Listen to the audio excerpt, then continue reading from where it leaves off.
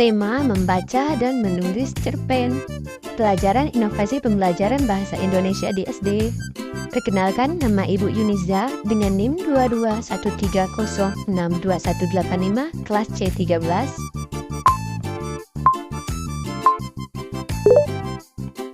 Pengertian cerpen, singkatan dan dari cerita pendek adalah salah satu jenis karya sastra yang berbentuk prosa fiksi. Artinya, cerpen berisi cerita yang diciptakan oleh manusia, bukan berdasarkan kejadian nyata. Cerpen umumnya singkat, padat, dan langsung pada tujuannya, dengan jumlah kata tidak lebih dari 10 kata. Cerpen biasanya dapat dibicarakan dalam sekali duduk. Oleh karena itu, cerpen sering kali disebut sebagai cerita sekali duduk. Struktur cerpen. Pada cerpen biasanya terdiri dari beberapa struktur yang diperlukan seperti elemen dasar dan bahan abstrak. Struktur tersebut sangat diperlukan ketika menyusun sebuah cerpen. Berikut ini beberapa elemen dasar untuk membangun sebuah cerpen. Yang pertama, abstrak. Yang kedua, orientasi. Yang ketiga, komplikasi. Yang keempat, evaluasi. Yang kelima, rotasi. Dan yang keenam, kode. Selanjutnya, menulis cerpen. Langkah-langkah menulis cerpen: menentukan tema, mengembangkan ide cerita, menciptakan tokoh, membangun alur, menggambarkan latar, menyampaikan alamat, serta teknik menulis cerpen yang menarik. Yang pertama itu menggunakan majas dan gaya bahasa, dan yang kedua membangun konflik dan ketegangan, yang ketiga membuat dialog yang hidup, dan yang keempat menjaga fokus dan konsisten cerita. Selanjutnya, contoh cerpen. Kisah Si Kancil dan Buaya. Kisah Si Kancil dan Buaya. Di sebuah hutan yang lebat, hiduplah seekor kancil yang cerdik dan lincah. Kancil ini dikenal dengan hewan-hewan lain sebagai hewan yang pandai mencari cara untuk keluar dari masalah. Suatu hari, si kancil sangat merasa haus. Dia berjalan-jalan sekitar hutan mencari air untuk diminum. Setelah berjalan cukup jauh, dia menemukan sebuah sungai yang airnya jernih dan segar. Namun, sungai itu dipenuhi oleh buaya yang lapar. Kancil tahu dia harus sangat berhati-hati jika ingin minum dari sungai itu. Kancil pun mendapat ide cerdik. Dia berteriak dengan suara keras, "Hai buaya-buaya, aku punya kabar baik untuk kalian semua." Buaya-buaya yang mendengar suara kancil segera mendekat dan bertanya, "Kabar baik apa itu, Kancil?" Kancil dengan tenang menjawab, "Raja hutan mengundang kalian semua untuk pesta besar di seberang sungai. Tapi sebelum kalian pergi, Raja ingin tahu berapa banyak buaya yang ada di sungai ini." Buaya-buaya saling berpandangan dan salah satu dari mereka berkata, "Bagaimana caranya kami bisa beritahu jumlah kami kepada Raja?" Kancil dengan cerdik menjawab, "Mudah saja, kalian semua harus berbaris dari satu sisi sungai ke sisi lainnya. Aku akan menghitung kalian satu persatu." Buaya-buaya yang tidak curiga segera berbaris sesuai perintah Kancil. Mereka berjajar dari satu sungai ke tepi lainnya. Kancil dengan hati-hati melompat dari punggung buaya satu ke buaya lainnya sambil menghitung 1, 2, 3, 4. hingga dia berhasil mencapai tepi seberang sungai. Setelah sampai di tepi seberang, Kancil kembali dan berkata, "Terima kasih buaya-buaya. Sekarang aku tahu jumlah kalian. Tapi sayangnya tidak ada pesta dari Raja Hutan. Aku hanya ingin menyeberangi sungai tanpa dimakan oleh kalian." Buaya-buaya merasa tertipu, tapi mereka tidak bisa berbuat apa-apa karena Kancil sudah berhasil menyeberang. Kancil pun pergi dengan gembira mencari minum di hutan sebelah yang aman.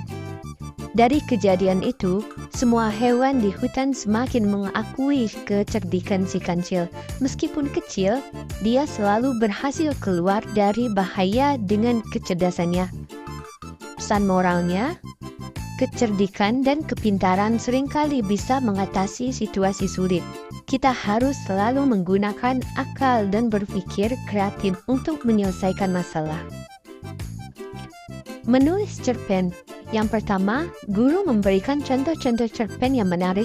Yang kedua, peserta didik brainstorming ide cerita. Dan yang ketiga, peserta didik membuat kerangka cerita. Yang keempat, peserta didik menulis cerpen. Dan yang terakhir, peserta didik menyunting cerpen dan merevisi cerpen. Fungsi cerpen. Pada umumnya, cerpen memiliki cerita yang sangat singkat dan jelas. Namun, cerpen juga memiliki fungsi seperti karya sastra lainnya. Berikut ini yang termasuk dalam fungsi cerpen. Fungsi rekreatif, yaitu sebagai sarana penghibur bagi para pembaca. Fungsi estetis, yaitu sebagai estetika atau keindahan yang ada pada cerpen sehingga memberikan kepuasan kepada pembaca.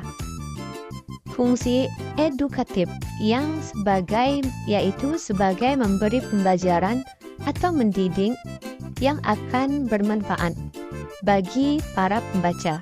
Fungsi moralitas yaitu sebagai mana nilai moral berdasarkan isi cerita untuk mengetahui baik buruk yang disampaikan penulis kepada para pembaca. Fungsi religiusitas yaitu sebagai pemberi pembelajaran yang religius yang nantinya bisa dijadikan sebagai contoh baik oleh pembaca. Ciri-ciri cerpen ada 9. 1. Pada umumnya cerpen bersifat fiktif atau berupa karangan aktris penulis. Yang kedua, cerpen memiliki susunan kata yang tidak lebih dari 10.000 kata. Yang ketiga, saat membaca cerpen biasanya selesai dengan cerpen sekali duduk. Yang keempat, cerpen memiliki bentuk yang sangat singkat. Yang kelima, cerpen memiliki diksi atau pilihan kata yang tidak rumit sehingga mudah dipahami oleh pembaca. Yang keenam, cerpen memiliki alur cerita tunggal atau satu jalan cerita saja. Yang ketujuh, kisah cerita pada cerpen biasanya berasal dari peristiwa dalam kehidupan sehari-hari. Yang kedelapan, karakter tokoh pada cerpen sangat sederhana. 9. Di akhir bagian biasanya terdapat pesan moral yang sangat membantu sehingga membuat pembaca ikut merasa kisah pada cerpen tersebut. Jenis-jenis cerpen atau cerita pendek. Pada artikel ini, bukan hanya pengertian cerpen saja yang akan dijelaskan, tetapi jenis-jenis cerpen yang akan dijelaskan juga. Tidak selamanya semua cerita yang berukuran pendek dikategorikan dalam cerita pendek. Ada beberapa jenis cerita pendek ataupun cerpen yang biasanya dibuat oleh penulis. Cerita pendek adalah jenis cerita yang kurang dari 10.000 kata. Jenis pertama dari cerpen adalah cerpen pendek. Dan seperti namanya, cerpen pendek yang satu ini cenderung lebih pendek daripada jenis cerpen pendek lainnya. Panjang katanya dari cerpen pendek yaitu sekitar 500 hingga 700. Yang kedua, cerpen sedang biasanya memiliki panjang sekitar 700 hingga 1000 kata. Panjangnya. Cerpen sedang juga biasa ditemui dengan mudah pada buku-buku pelajaran di sekolah karena dianggap efektif dan menarik perhatian. Cerpen sedang sekitar lebih panjang daripada cerpen pendek, sehingga bagian pendukungnya juga akan lebih panjang sedikit daripada cerpen pendek. Selain itu, penokohan dari tokoh yang dicerminkan bisa dijabarkan dengan kalimat yang lebih jelas. Tidak hanya itu, cerpen sedang biasanya digunakan untuk menjelaskan cerita yang lebih mendetail.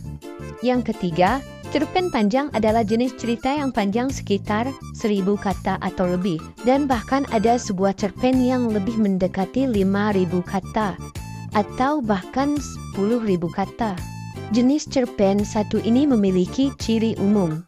Penuturannya yang santai, karena ingin menuturkan cerita yang lumayan panjang. Biasanya bagian pembukaan dan penutup cukup panjang pula. Proses memasuki bagian konflik juga lebih panjang dari biasanya, hingga pembaca lebih memahami cerita dengan lebih mendekat. Biasanya jenis cerita pendek yang satu ini jarang ditampilkan pada buku pembelajaran karena cukup panjang. Nah, sekian dari pemateri Ibu. Terima kasih kepada anak-anak Ibu yang telah belajar hari ini. Semangat terus untuk kita semua. Dadah!